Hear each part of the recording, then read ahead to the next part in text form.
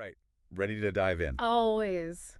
Today, we're tackling a concept that's, A little unsettling. yeah, you could say that. This idea of a rot economy. Oh, yeah? And we're pulling from Ed Zitron's work on this, Right, his article. the one he called the rot economy. Straight to the point. And that interview he did with Slate magazine. Yep, titled, "One of Big Tech's Angriest Critics Explains the Problem." Catchy, right? So, what really hits you is how Zitron uses this image of rot. Yeah, when you think about It it. really makes you think something decaying. Under the surface. Yeah, like something's fundamentally wrong, not just on the surface. Exactly. And he's talking about modern businesses, especially in tech. Definitely makes you pay attention. So If you're thinking. let's break it down. Yeah. What is he really getting at with this whole rot economy? Okay, so Zitron's main argument is that businesses, especially in tech, Yeah? they've become obsessed with growth. Like growth above all else. Exactly, like it's the only thing that matters. At the expense of everything else. Exactly, like profitability, sustainability. Even making good products, it sounds like. Yeah, he's saying they're so focused on getting bigger Huh? that they forget what actually makes a business good, you know? Interesting. So it's not just growth, it's like Growth no matter what. growth at any cost. Yeah, and he uses some pretty strong examples. Oh, yeah. Like who? Well, he goes after Meta, Facebook. Oh, he does not hold back on them. Not at all. What does he say? He brings up their user growth or lack of it. Right, they've been struggling. All that money they poured into the metaverse, Billions, right? billions, Right. and their data collection practices. Getting more and more controversial. But here's the thing, despite all that, They're still making money. well, the market still rewards them. Interesting. They cut costs, try to boost efficiency, Which seems good on the surface. and everyone sees it as positive, but But is it really? that's what Zitron is questioning. Is it healthy? Or are they just, Scrambling. just trying to stay afloat? He says these traditional ways of measuring success, The metrics. yeah, they can hide deeper problems. So just because a company looks good On paper, yeah. doesn't mean it's actually doing well. Exactly. It could be a facade, Like a shiny exterior. hiding a crumbling interior, yeah. Wow, and this whole growth over user experience thing. It's not just Facebook. What else? He talks about Google, In Google. the search engine. Yeah, he says Google search, the one we all use, I use it every day. used to be the best, undisputed king of information. Yeah, Now he says it's become less about giving us what we want.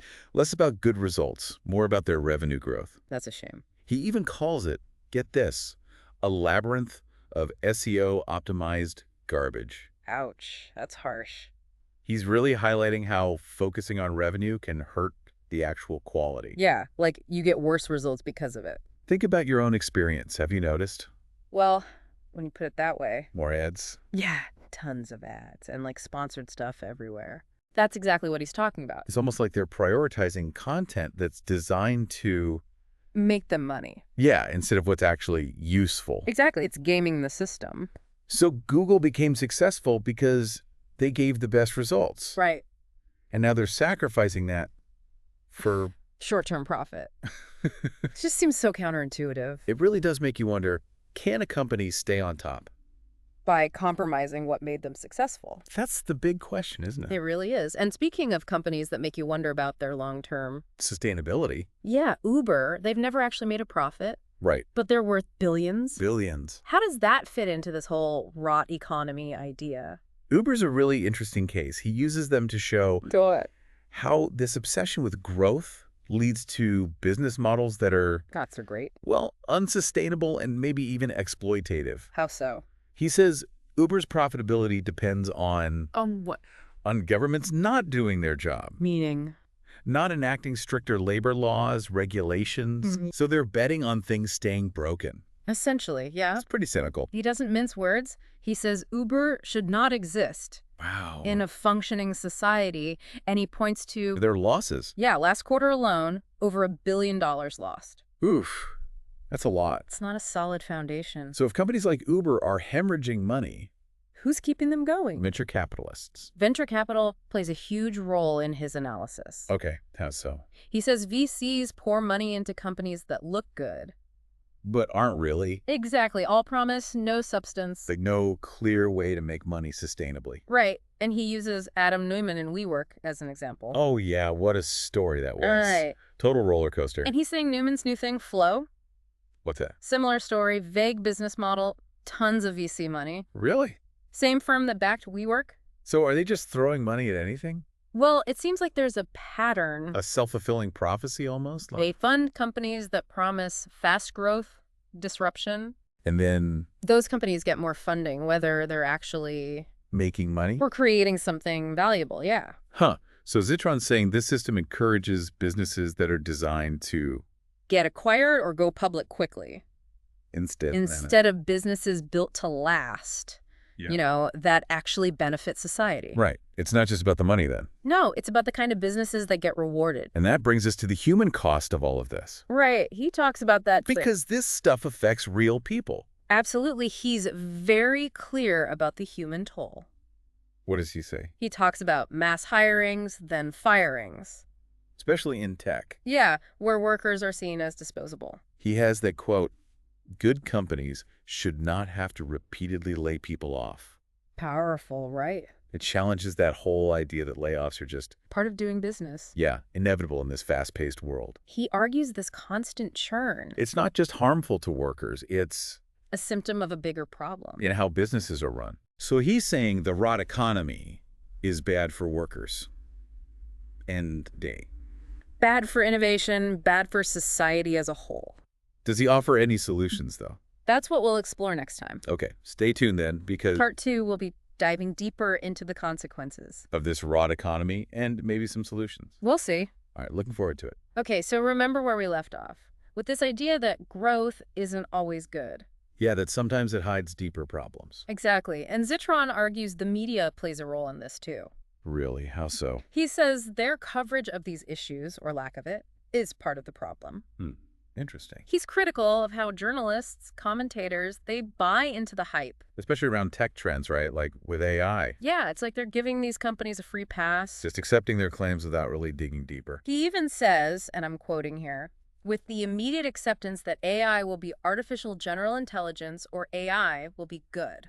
Wow. So like no questioning the potential downsides. Exactly. It's all optimism, maybe even naivete. He uses this phrase too, horizontal enabling layer. Yeah, for how companies like Microsoft talk about AI. He points out is totally meaningless. Right. It's jargon, obscuring more than clarifying. So what does he want? He wants concrete examples, show how these technologies are actually helping people. Not just promises of some future revolution. He tells reporters, find the product, find the thing. Go beyond the hype, find the tangible benefits. And if they can't find them, be honest about it. Do you think he's being too hard on tech journalism? I think it's a valid critique. We're constantly told AI will change everything. But are we seeing it? Not really. I mean- And that creates this dissonance. Like we're being told to be excited, but we don't know why. Exactly. And that leads to skepticism, which Zitron seems to encourage. So he wants people to question the dominant narrative. Absolutely. He pushes back against this idea that AI skeptics are just In negative Ooh. or resistant to change. Yeah, he says the downsides are real. Job displacement, environmental damage, privacy concerns. It's not about being anti-technology. It's about being Thoughtful. exactly considering the consequences. He makes this interesting analogy about Josh McDaniels. The NFL coach. Full disclosure, I'm not a huge football fan. Fair enough. But even I know enough to stay away from McDaniels' coaching advice. Right. Well, the analogy is that many tech CEOs, Are like McDaniels.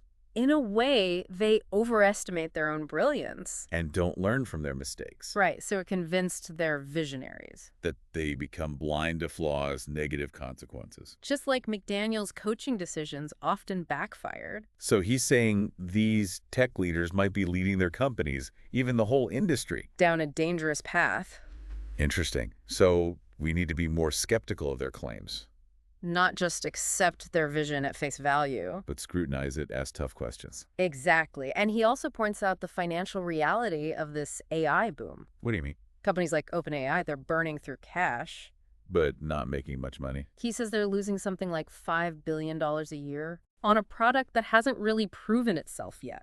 ChatGPT? He's talking about ChatGPT, right? Yeah, he says its popularity is more about hype than actual success. So is he predicting a bubble burst? He is. He thinks there will be layoffs, valuations will drop. Maybe even a recession. He doesn't rule it out. The reality has to set in eventually. So does he offer any solutions? Or are we doomed? Okay, so we've talked a lot about this rot economy, how it affects tech, and even beyond. But where do we go from here? What can we actually do about all this? Right, it's easy to feel overwhelmed. Zitron doesn't have all the answers. No magic solutions. Not exactly, but he does point to some big shifts we need to make. And how we think about business, success, all that. Yeah, like moving away from this growth at all costs mentality. Focusing on what? Things like profitability, sustainability. And making a positive impact, right? Exactly. Instead of bigger is always better, it's more like Better is actually better. I like that. And this shift has to happen everywhere. Like within companies, how investors think. Even in the media, how they cover all this.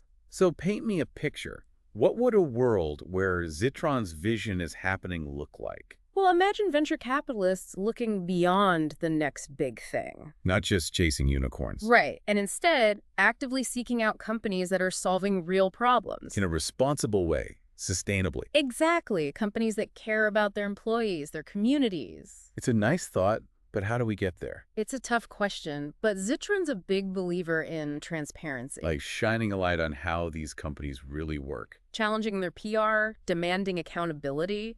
He's certainly not afraid to call them out. Whether it's how they treat workers, data collection, or hyping up technologies. That don't really deliver. Right, that kind of scrutiny is important. So we can build a more responsible tech world. We need to ask those tough questions, hold them to a higher standard. And we as consumers, investors, we have a role to play too, right? Absolutely. We have more power than we think. Every purchase, every investment. It's a statement about what we value.